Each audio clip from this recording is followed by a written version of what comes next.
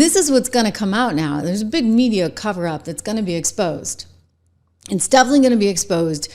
Scott Jennings, who's like the only Republican on CNN, so we give him lots of props for going on that channel, which nobody watches, but maybe they need to like replicate a few more Scotts and they might be in a better situation. He went on and he was making the point that there are going to be a lot of people in the Democrat establishment and in the media that are going to get exposed over this. Let's take a listen. Watching him on The View today and watching some of the interviews he did over Thank you for your viewership. Yeah, I saw it. It's rare for me, but I did watch it. I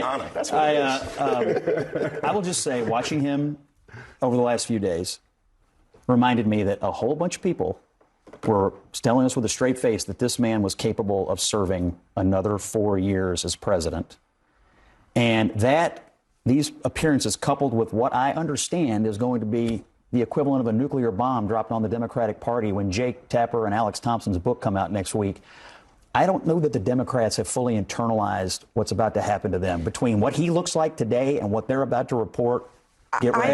I am not sure that Joe. You just said that what did he not say? You said that he told Kamala Harris that she could not have any distance False. from him. It's been reported. He told it doesn't her matter what he point was. blank. He told her point blank, no daylight, kid, no daylight. Because reporting can never be wrong?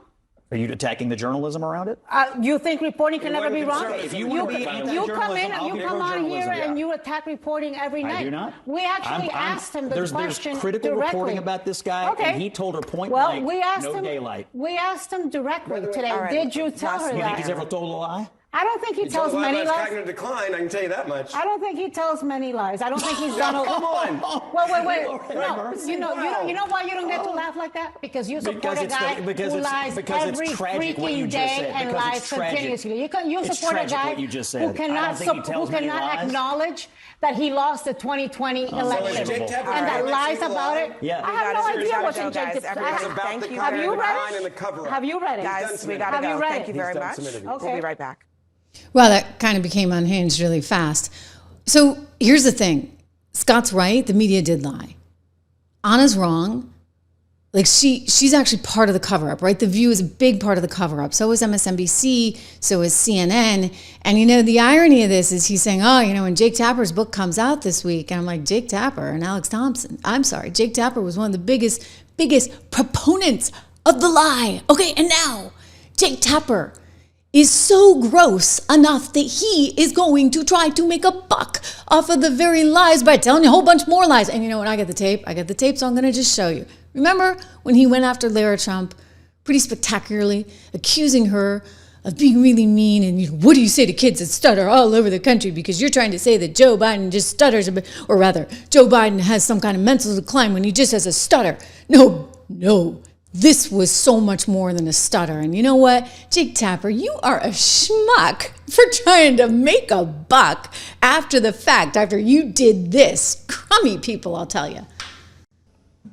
Every time he comes on stage or they turn to him, I'm like, Joe, can you get it out? Let's get the words out, Joe. You kind of feel bad for him.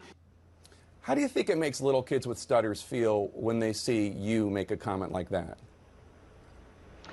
First and foremost, I had no idea that Joe Biden ever suffered from a stutter. I think what we see on stage with Joe Biden, Jake, is very clearly a cognitive decline. Okay. That's what I'm referring to. It makes me uncomfortable you have to watch somebody on stage search for that's so questions amazing. It's so amazing to me and try and figure out an answer. A cognitive decline. Well, when you're trying to tell me that what I was suggesting was I think that you were mocking his stutter. Yeah, I think you were mocking his stutter, and I think you have absolutely no standing to diagnose somebody's cognitive decline. I would think that somebody in the Trump family would be more sensitive to people who do not have medical licenses diagnosing politicians from afar. Plenty of people have diagnosed your father from afar, and I'm sure it offends you. Your father-in-law from afar. I'm sure it offends you. You don't have any standing to say. I'm not diagnosing him. What I'm saying, Jake, you just talked is about that a cognitive decline. That Joe Biden I have one last struggling question for you, Laura. You can't times on stage, and it's very concerning to a lot of people that this could be the leader of the free world. Okay. That is all I'm saying. I genuinely feel sorry for Joe Biden. I appreciate it. I'm sure. Yeah. What a dirtbag is right. Remember this particular video? Actually, let me, I gotta say, what a dirtbag is right. I'm just looking at your comments here in real time. This is the video where I really just developed a love for Georgia Meloni. I mean, in fact, not disputing the fact that she's conservative, which means, I love her even more. But here she is. She went out of her way to go and get poor Joe. And you can see how slow he's moving as he tries to put on his sunglasses. He had been distracted by the people with the parachutes over on the side. And they were supposed to be doing a photo op. And she's just such a nice lady. She went over there and got him. And it really showed you some insight, I think, into her character. Peace of my mind writing, journalism is just dead. That's what this shows you. It's so gross. I mean, the guy who sat there and fought with Lara Trump over her saying it didn't seem like Joe was in the best of health is now putting out a book about how the media totally tried to cover this up, but he covered it up. Like he was one of the chief engineers of that. And then he's so proud of the fact that once the debate came around and we could see that Joe Biden was in really, really bad shape and it was broadcast live and nobody could do anything more about it, that's when he decided to fire off, I guess, when his buddy George Clooney and David Plouffe and David Axelrod and Barack Obama all got together and they said, okay, now we got to take him down. Listen, guys, I'm telling you, you weren't going to win with him. You weren't going to win with Kamala. And you weren't going to win because you had lousy policies. You just heard from Scott Bessent. Scotty B saying the Chinese told them nobody bothered to enforce anything with Biden. Like nobody was doing anything, okay? They were, other than giving out $22 billion to the likes of all these green energy sweetheart deals and NGOs like Stacey Abrams' whole thing with, Power Forward, the NGO pop-ups that were getting $2 billion. That's all they were doing. It was one big gravy train. And now the chickens are coming home to roost. So sure, okay, the media is going to get exposed and it should be exposed. I don't like the idea that Jake Tapper thinks he's doing the expose because he's the one that needs to be exposed. Hypocrisy, right? Anyway, here's Rachel Maddow's replacement, who's just sinking fast. If you thought Rachel was bad, check out this chick, Peppermint Patty. You've never seen such bad numbers. I hadn't seen him in person during that period of time. I never saw that person, not a single time. And I was in the Oval Office every day that was on that debate stage.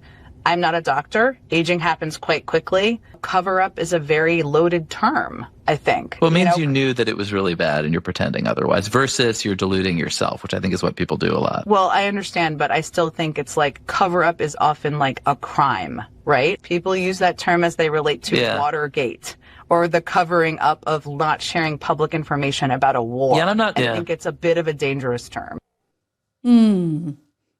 Right, because, you might be in a little bit of trouble. Just a teeny little smidge. I don't know. You and KGP and Jake Tapper and, how could I forget, guys? This is the best one of all. This one will live in infamy. Do I have the right soundbite? I think I do. Joe Scarborough, best Biden ever. Guy's mental state, I've said it for years now. He's cogent. But I undersold him when I said he was cogent. He's far beyond cogent. In fact, I think he's better than he's ever been. Intellectually, analytically, because he's been around for 50 years. And, I don't know if people know this or not, Biden used to be a hothead. Sometimes that Irishman would get in front of the reasoning. Sometimes he would say things he didn't want to say. This is, and I don't really, I don't really care. Start your tape right now because I'm about to tell you the truth. And F you if you can't handle the truth. This version of Biden, intellectually, analytically, is the best Biden ever. Not a close second. Yeah. Okay, so they lied. And they're going to continue lying. And that's what's so challenging and tough about the mainstream media business right now. But you know what? It's okay, right? Because we're here and we just passed 750,000 subs. Thank you for all the praise I'm seeing from some Unc Andy and then a piece of my mind who actually sent me a message on Twitter. Happy Mother's Day. Thank you for that. And wow, what a day to hit 750,000. We're upwards of that now. Please make sure that you subscribe, like, share, all that good stuff so that you know when I am here.